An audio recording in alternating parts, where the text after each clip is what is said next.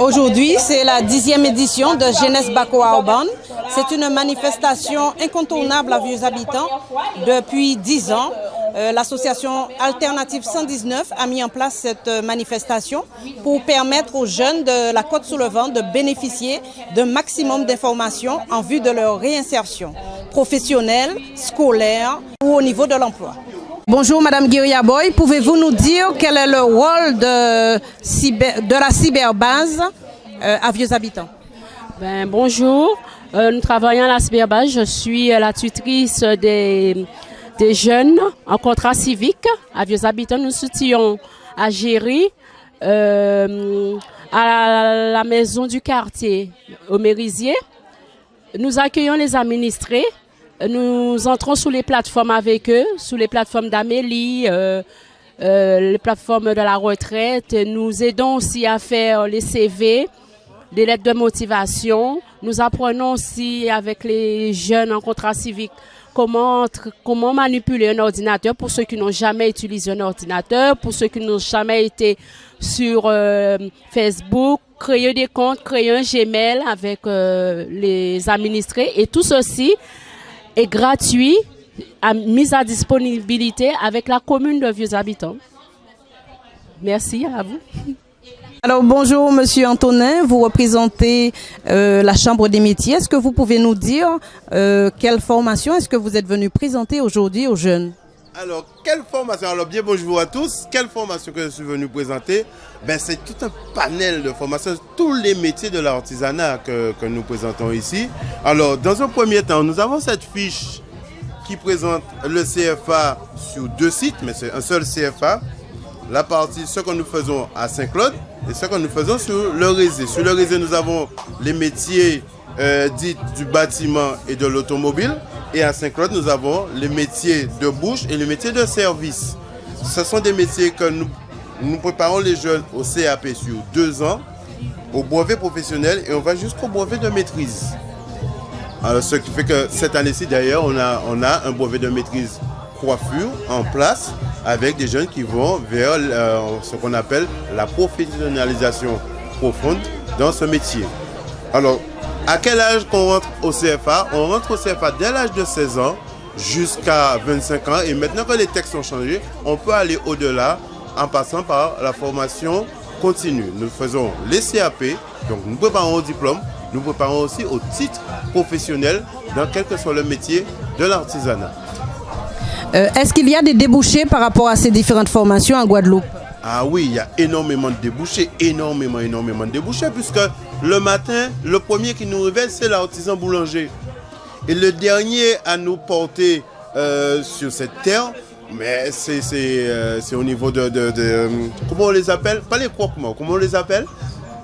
Ah, vous ne savez pas. C'est au niveau du service funéraire. Donc, même au niveau du pompe funèbre, c'est un artisan. Le boulanger, c'est un artisan. Celui qui nourrit tout le monde, c'est le cuisinier, c'est un artisan. Celui qui fait le service, l'installation, c'est un artisan qui travaille dans la restauration. Maintenant, la restauration évolue vers l'hôtellerie et la brasserie. Donc, vraiment, il y a des débouchés en Guadeloupe. Et c'est d'ailleurs ce qu'on dit, l'artisanat, c'est le premier employeur de France et de Guadeloupe. Donc oui, il y a énormément de débouchés. Maintenant, à partir du moment qu'un jeune veut embrasser une carrière, veut embrasser un métier, nous sommes là pour l'accompagner de A à Z, voire même développer avec lui des filières qui feront de lui un professionnel complet. Par exemple, le jeune qui veut être cuisinier, après on peut lui proposer, après son CAP, d'aller vers la restauration. Après, il ira vers la boulangerie, vers la pâtisserie. Et à ce moment-là, il est cuisinier, traiteur. Donc oui, il y a énormément de débouchés en Guadeloupe pour tout ce qui est métier de l'artisanat. Merci. Je vous en prie. Alors bonjour mesdames. Donc pouvez-vous nous dire en quelques mots qu'est-ce que vous représentez dans votre stand aujourd'hui? Alors nous, c'est l'association Aide. Alors, on se bat contre le VIH, le sida et les hépatites. Voilà. Et actuellement, là, on offre des dépistages gratuits, de la documentation et aussi des préservatifs. Est-ce que les jeunes ce matin ont été spontanés ou est-ce qu'ils étaient un petit peu réticents à venir? Entre les deux. On a eu quelques jeunes et ils n'ont pas été réticents, ils sont venus d'eux-mêmes. Comment se déroule le dépistage? Le dépistage. Alors, bonjour. Donc, le dépistage rapide, donc le TROD. On a justement là sous les yeux une petite plaquette. Donc, avec le doigt, juste un doigt, une goutte de sang, ok, qu'on prélève. Donc, comme si vous faisiez un dépistage, le diabète, pour le diabète, un dépistage du diabète. On prélève un petit peu de sang et donc du coup après on a des révélateurs en fait au niveau du test. Ok, ça prend environ 20 minutes entre le pré-entretien avec la personne qui nous donne son accord aussi, qu'elle est prête à réaliser ce test. Ok, le geste même en lui-même. Et après le résultat. Donc en 20 minutes, vous avez un résultat fiable à 100% du dépistage. Voilà. Non, je voulais juste rajouter que se faire dépister, c'est la meilleure façon de savoir donc, si vous êtes porteur d'une IST, dont le VIH, et de se faire soigner le plus rapidement possible, donc sous traitement, si vous êtes déclaré séropositif. Alors, Pierre Taurus, premier maire adjoint de la commune de Vieux-Habitants. Évidemment, aujourd'hui, nous avons sur le territoire abissois une manifestation très importante organisée par l'association Alternative 119, comme chaque année, qui organise effectivement le forum de l'emploi. Évidemment, c'est une occasion unique au début de l'année, au mois de janvier, que les jeunes soient en mesure de découvrir les différentes organisations qui présentent les formations, je dirais donc les alternatives pour leur avenir. Et c'est une manifestation qui est régulièrement, évidemment, soutenue par la municipalité que je représente ici aujourd'hui. Oui, nous avons même le Centre communal d'action sociale qui tient un stand pour informer la population, surtout les jeunes, sur leurs droits et leurs devoirs. Évidemment, nous avons beaucoup d'institutions qui participent à cette manifestation, notamment pour l'emploi. Je vois le service militaire adapté, je vois la maison familiale rurale. Il y a évidemment beaucoup d'organismes, beaucoup de particuliers, centres de formation qui participent à cette journée. C'est une manifestation que nous avons l'habitude de soutenir et nous continuerons à soutenir pour l'avenir de nos jeunes abissois. Bonjour mesdemoiselles, comment avez-vous découvert cette manifestation? Bonjour, alors j'ai découvert cette formation en venant au stand de Journée Bakoa Band. Donc moi personnellement, c'est ma famille. Ils m'ont incité à venir à la MFR. Et cette animation, cette journée aujourd'hui, elle peut nous donner beaucoup d'informations, comme le RSMA, plein d'autres groupes de personnes qui nous aident vraiment la région.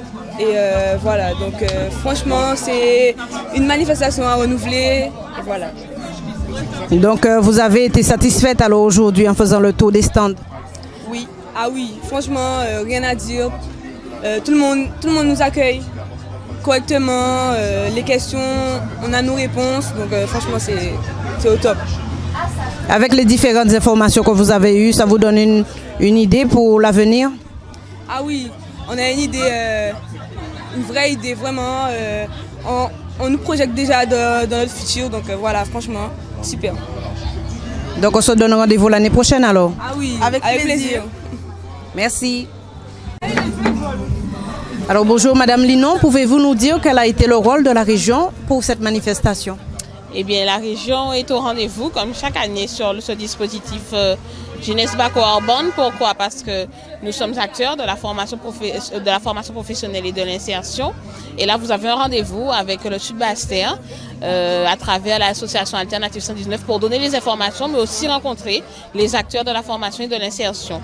Donc, chaque année, nous sommes là, premièrement, à travers notre soutien, notamment le soutien logistique, mais aussi à travers la présence des équipes régionales ici.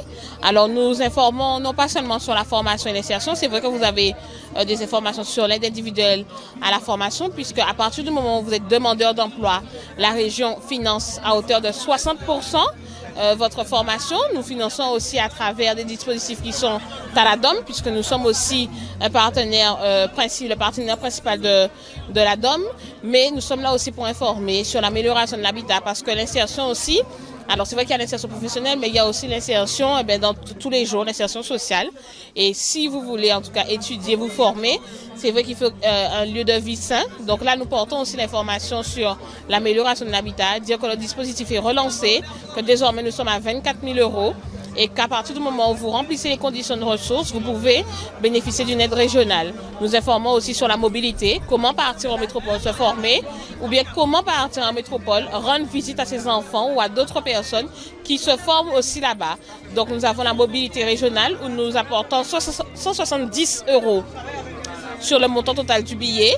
Nous avons aussi le désenclavement avec les transports maritimes. En tout cas, nous sommes là pour montrer notre présence en tout cas et notre dévouement au service de la population guadeloupéenne et aujourd'hui singulièrement pour les jeunes entre 18 et 30 ans. Alors Madame Ambresse, pouvez-vous nous faire un bilan par rapport à cette 10e édition de la manifestation Jeunesse Bakoa-Orban? Alors bonjour à tous. Alors le bilan que je peux faire aujourd'hui sur cette manifestation, c'est que c'est une très belle manifestation. On a des partenaires, on a beaucoup de partenaires, bien qu'il en manque quelques-uns comme Guadeloupe Formation. Mais comme on connaît maintenant, alors Guadeloupe Formation, je pense que Guadeloupe Formation sera là l'année prochaine. À part ça, il y a du monde, il y a de la jeunesse, il y a de tout âge en fin de compte. On a un public assez divers. Et puis voilà, il fait bon, il y a beaucoup de formations qui vont débuter ces jours-ci. On a aussi un nouveau centre de formation pour les hôtesses de l'air qui est présente aujourd'hui à Vieux-Habitants et c'est le premier centre de formation d'hôtesses de l'air de la Guadeloupe avec la formation qui se fait en Guadeloupe, sauf que l'examen se fait en métropole. Mais tout ça est pris en charge par les collectivités qui sont sur le site de la région et le conseil départemental et la DOM. On peut se faire accompagner. Sinon, après ça, qu'est-ce que je peux vous dire? Tant pis pour ceux qui n'étaient pas là. L'année prochaine, on les attend.